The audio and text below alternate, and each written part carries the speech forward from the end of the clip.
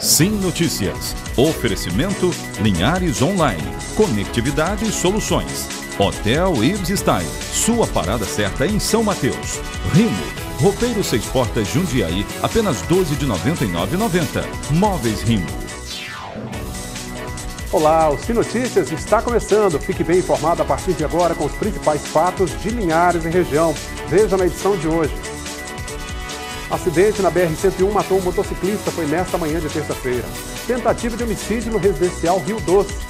Inaugurado o primeiro ponto de carregamento de veículos elétricos aqui em Linhares. Confira outros destaques da nossa região. SAI de São Mateus deve ser concedido à Cesan. Hoje também é dia da coluna Economia e Negócios com Abel Fiorotti, direto dos Estados Unidos. E a nossa entrevista no último bloco de hoje é com a médica reumatologista Thaís Colodetti. Confira também os destaques do nosso esporte. Tudo isso e muito mais, agora na tela da sua TV Sim Linhares, seu canal local.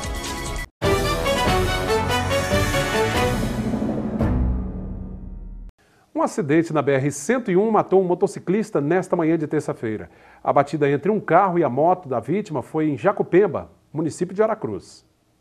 O motociclista morreu em um grave acidente na rodovia BR-101 em Jacupemba, no final da manhã desta terça-feira.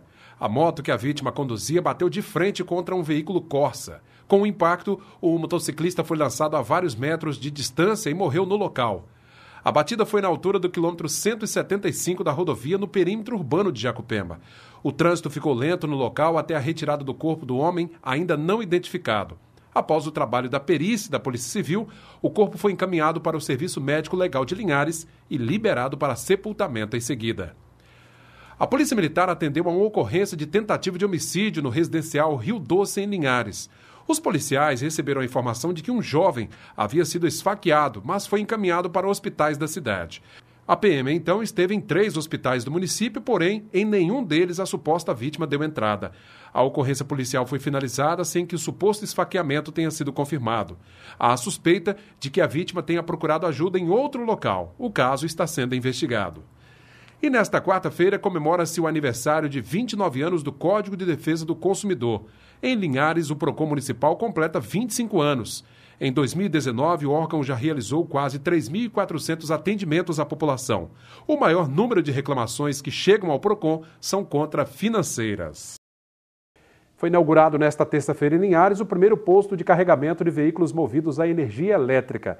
A estrutura passou a funcionar ao lado da prefeitura, no centro da cidade.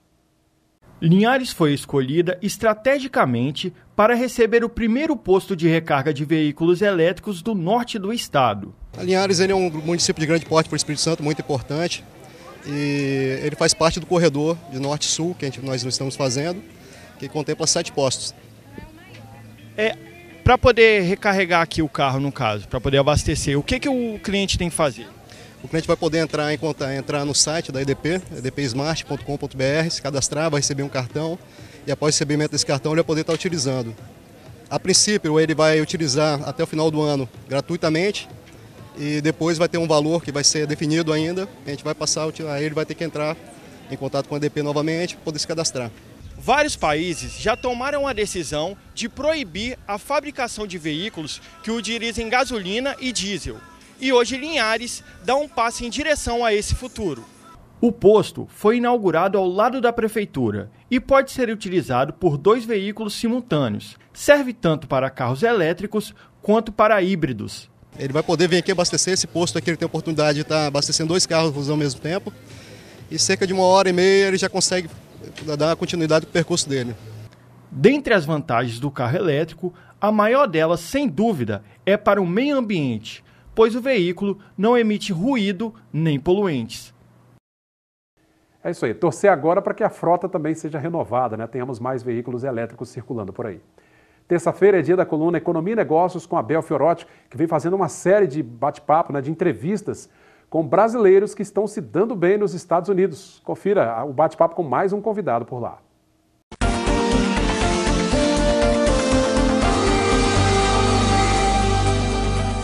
Olá, amigos da coluna Economia e Negócios, consultor Abel Fiorotti aqui direto dos Estados Unidos. Hoje estamos aqui em Boca Raton, dando continuidade à nossa série Brasileiros que fazem a diferença nos Estados Unidos. Estamos hoje com uma convidada muito especial, que é a Denise, que é uma consultora imobiliária e que é especialista em imóveis aqui nos Estados Unidos. Denise, qual o conselho, qual a dica que você dá para aquele brasileiro que tem intenção de alugar ou comprar um imóvel aqui nos Estados Unidos? O primeiro ponto que a gente deve saber é conhecer bem a necessidade da pessoa que está vindo morar nos Estados Unidos. Nós queremos saber se a pessoa vai querer alugar, quanto ela vai investir, se a família é grande, que região que ela pretende morar, principalmente porque aqui, Abel, as pessoas têm que escolher pelas escolas a casa onde ela vai morar, porque é por região que as pessoas vão poder matricular os seus filhos na escola. Então é bem necessário que a gente entenda a realidade e a necessidade de cada um. Por isso que nós somos consultores dentro da necessidade e expectativa de cada pessoa. Fantástico! E assim, o processo é burocrático? Um brasileiro pode financiar um imóvel aqui nos Estados Unidos, se é possível? Sim, para os estrangeiros é possível financiar um imóvel, para residências com uma entrada de a partir de 25% do valor do imóvel e para condomínios a partir de 35%. Obviamente é sujeito à aprovação do crédito. Para locação, ele tem que dar 3 meses de aluguel, que seria correspondente ao primeiro, ao último e a um depósito de segurança. Muito legal. Pessoal, inclusive a Denise foi a pessoa que me acompanhou na locação da minha casa aqui em Boca Raton. Então, os brasileiros que vierem aqui para os Estados Unidos, precisar da consultora imobiliária, fica a dica aí para todos vocês. Essas são as dicas de hoje. Tenham todos uma ótima e abençoada semana. Até a próxima coluna. E como sempre digo, vamos em frente! Obrigado, Abel. Um abraço aí também a Denise, né? Parabéns aí pelo trabalho. Até a próxima semana com mais uma coluna Economia e Negócios. Veja como fica o tempo nesta quarta-feira em toda a região.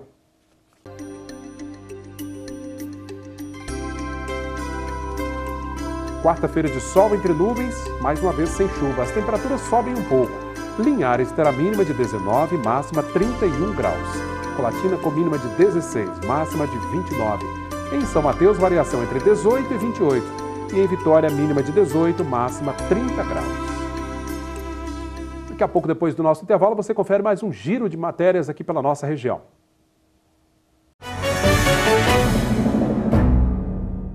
A gente começa esse segundo bloco do Sinotícias com um giro com outros destaques da nossa região. Confira. Linhares lidera o ranking de maior produtor de café do Espírito Santo e é o terceiro maior do Brasil. São dados divulgados pelo Instituto Brasileiro de Geografia e Estatística, IBGE. O município registrou aumento de 128% na produção do grão, dando salto de 18.700 toneladas em 2017 para 42.800 toneladas no ano passado. A média de Linhares é de 48,2 sacas por hectare, enquanto a estadual é de 35,3. O emprego de novas tecnologias, condições hídricas favoráveis e o melhoramento genético das lavouras contribuíram para esses resultados. No país, as cidades mineiras de Patrocínio, com 82.800 toneladas, e Três Pontas, 43.300 toneladas, lideram o ranking.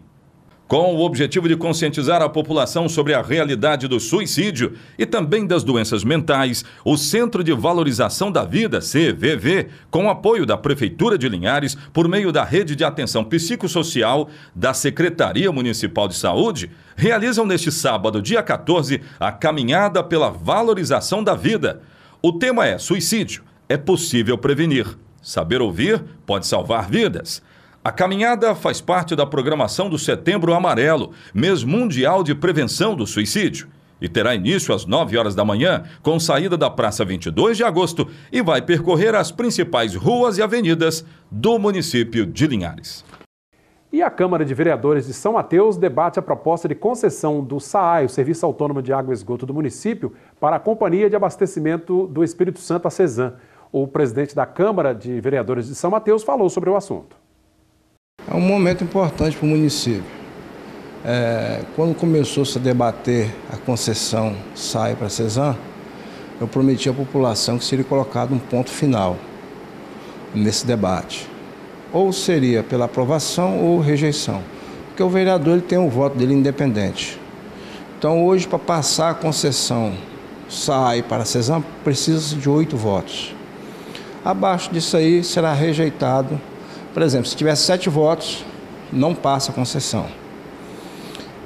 Sexta-feira, dia 6, agora, o prefeito enviou um projeto substitutivo com algumas emendas que o grupo de trabalho levantou. Então ele já enviou esse projeto, mudando, substituindo o projeto que aqui estava na casa. Hoje ele será lido e vou suspender a sessão por tempo indeterminado para pareceres na comissão. Porque tem um compromisso de votar hoje esse projeto e será votado hoje. Hoje a população ficará sabendo se haverá concessão ou não do SAAI para a CESAM. Paralelamente à tramitação da proposição, uma comissão formada por representantes da Câmara, Prefeitura, CESAM, direção e funcionários do SAAI irão discutir aqui no plenário, além da concessão, a viabilidade de manter a autarquia municipal em atividade, como novo modelo de gestão, realinhamento de tarifas e busca do reequilíbrio financeiro para novos investimentos. Da forma que o SAAI opera hoje,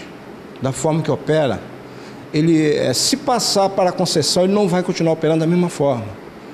Por que não recuperar o SAAI? Por que não?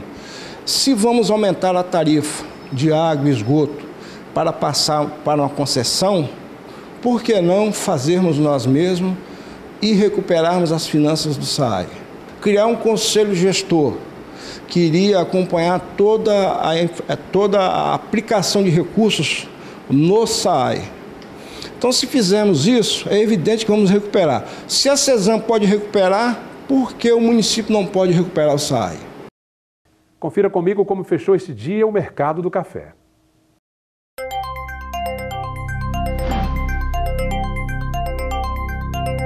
O Arábica tipo 6 está valendo R$ 364 a saca. Arábica 7, R$ 282. Já o Conilon tipo 7 está cotado R$ 271 a saca. E Altemar Félix atualiza os destaques do nosso esporte. Sim Esportes. Oferecimento. HIE Esportes e Central Bikes e Motos. Campeonato Municipal de Futevôlei em Linhares. As inscrições para a competição já estão abertas. E essas inscrições vão se estender até o próximo dia 27 de setembro. Portanto, prepare a sua equipe. Estes jogos vão ser realizados no Complexo Esportivo do bairro da Conceição. É bom lembrar que todos os interessados em participar da competição devem levar também os documentos de identidade necessários. Mais informações sobre esta competição no Sim Esportes Rádio, na Sim FM 106.1. Lá vocês vão ter todos os detalhes. Obrigado, Altemar, pela participação. Até a próxima edição do Sim Notícias. Daqui a pouco, depois do nosso intervalo, eu converso com a médica reumatologista, a doutora Thaís Colodete, falando sobre as dores nas articulações, as doenças reumáticas. Bate-papo é já já.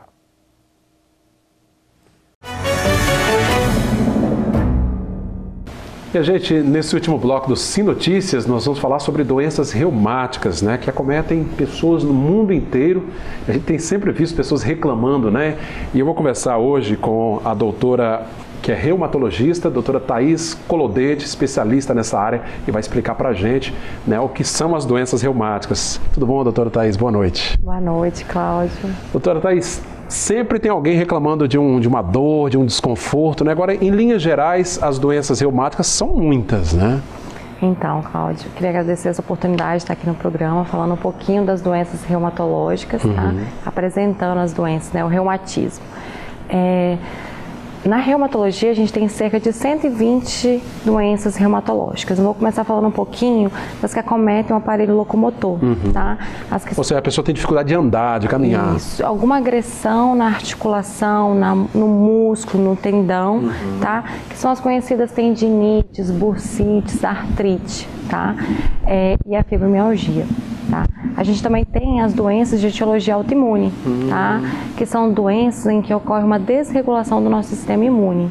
Nosso sistema imunológico é o responsável pela nossa defesa contra bactérias, fungos e outros antígenos. De repente ele fica desregulado, ele deixa de reconhecer as nossas células como próprias e passam a atacar. E aí cria todo uma bagunça. Desorganiza, né? Tudo, né? Isso. Aí, por exemplo, de repente os nossos anticorpos ele começa a atacar as nossas articulações. Aí o paciente desenvolve artrite reumatoide. Ou um outro paciente começa a ter seus anticorpos atacando a pele, a articulação, as mucosas, e o paciente desenvolve o lúpus eritematoso sistêmico. Né? Pois é, a gente está acostumado, eu ouvia sempre a vovó falar, e no dia a dia a gente fala, é reumatismo, né? É uma palavra que se usa muito para definir aquelas dores nas articulações. Agora, vale lembrar que na medicina não existe essa palavra, né? Isso. Na ciência, mas enfim, é um conjunto de problemas, né? São várias doenças, né? Então, por exemplo, o reumatismo mais comum que a gente escuta os idosos falando são as doenças degenerativas, são a classe de doenças degenerativas. O que ocorre é um desgaste da cartilagem, né, com formação óssea, que é muito comum acometer joelho, quadril, coluna, as mãos, né, que é a osteoartrite ou a conhecida artrose, tá? Doutora Thaís, agora, para descobrir qual é a doença reumatológica, como é que é feito o diagnóstico para descobrir qual é especificamente?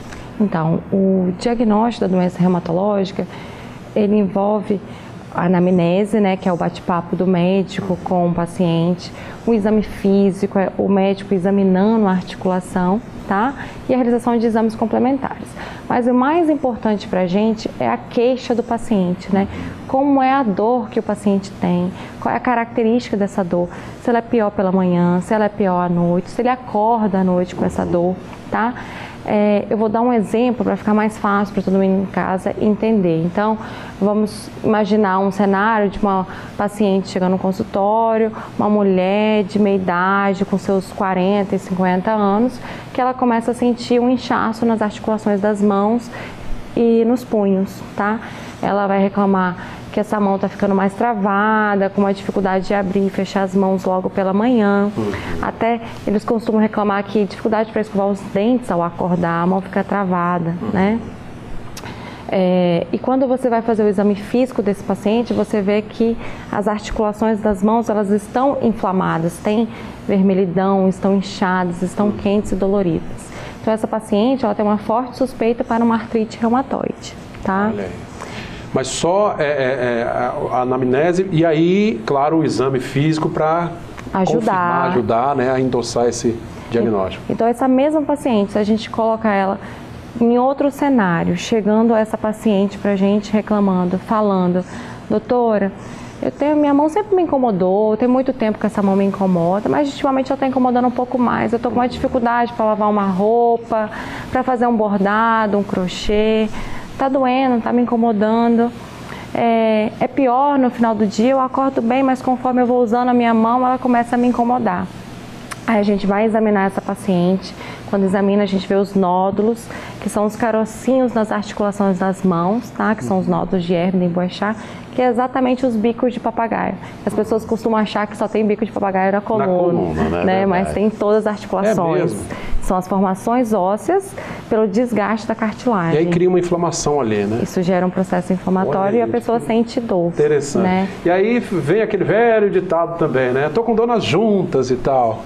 Por isso que é importante a anamnese, que é essa conversa com o paciente, que isso já direciona também para a gente em relação ao diagnóstico. Ajuda o profissional, né? E o exame físico, que o reumatologista, ele não só olha a articulação, ele vai avaliar a pele, né? Ele vai avaliar a musculatura, aparelho respiratório, cardíaco, neurológico, tudo isso é que vai direcionar em relação ao diagnóstico.